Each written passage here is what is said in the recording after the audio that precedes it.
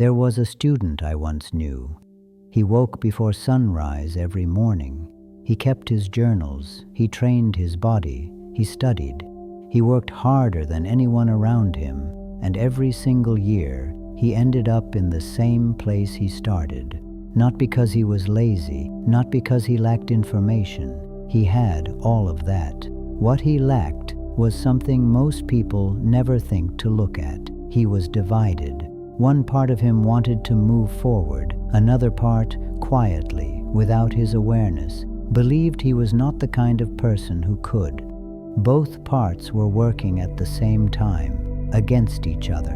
Think of it like a man rowing a boat, 2 oars, one pulling forward, one pulling backward. He is exhausted, he is sweating, he feels like he is working harder than anyone on the water, and yet the boat barely moves. That is not a discipline problem, that is a direction problem. And most people spend their entire lives rowing that boat, harder and harder, wondering why the shore never gets closer. Now, think about what this looks like in your own life. You set a goal, you feel the excitement of it, you start, and then, somewhere in the first few weeks, something pulls you back. Not life, not your circumstances, something inside, a quiet voice, a familiar feeling, an old version of yourself, tapping you on the shoulder, saying, "Remember me, this is who we are." That pull has a name. It is your current identity, the deep, quiet belief you hold about who you actually are, not who you want to be, who you believe you are, right now. And here is what most people never understand. Your behavior will always match that belief. Always. You can force yourself to act differently for a week, maybe 2, but eventually you return to the person you believe yourself to be, because identity is not motivation. Identity is gravity. You can jump as high as you want. You can believe in the jump with everything you have, but gravity does not negotiate. It does not care how badly you want to stay in the air. It simply pulls you back down to where it believes you belong. So when people feel stuck, they usually do one thing. They try harder, more discipline, more pressure, more hours, more hustle, as if the problem is effort. But here is the truth. Pouring more water into a cracked cup does not make it hold more. It just makes you pour faster. You cannot outwork a belief that says you will fail. You can exhaust yourself trying. Many people do, but the belief remains, and eventually the behavior returns to match it. The young monk came to me one afternoon, frustrated. He sat across from me, arms crossed, the way a man sits when he is tired but too proud to admit it. He said, "I have done everything right. Why does nothing change?" I looked at him for a long moment. Then I asked him one question. "What do you think about yourself when no one is watching?" He went quiet, because when he was truly honest, the thoughts he returned to most were not thoughts of success. They were thoughts of doubt, thoughts of not being ready, thoughts of why it probably would not work. For him, specifically, he wanted one life, but in his mind, he was rehearsing another every single day. It is like a man who plants a seed every morning and every evening digs it back up to check if it is growing, then wonders why nothing ever blooms. The wanting was real, the work was real, but something underneath kept undoing it. That something is what you silently say to yourself when things get hard, what you believe about yourself when no one is there to motivate you. That inner voice, that quiet, constant narrator running in the background, shapes your results more than any strategy ever will. Here is a simple way to see it. Watch a river. When the river is wide and shallow, it moves slowly. It makes almost no mark on the ground beneath it. But take that same river, force it through a narrow canyon, and it cuts through solid rock. Not because the water changed, not because there is suddenly more of it, because it is no longer divided, all of it moving in one direction, with one purpose. That is what alignment feels like.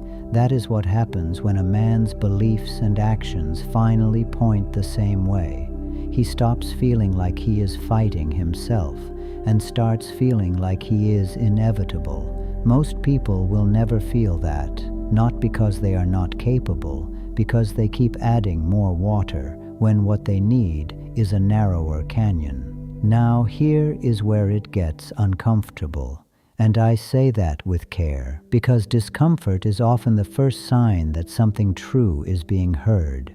The patterns you keep going back to, the habits you cannot seem to break, they are not signs that you are broken. They are signs that those patterns feel like home. Think about that word, home.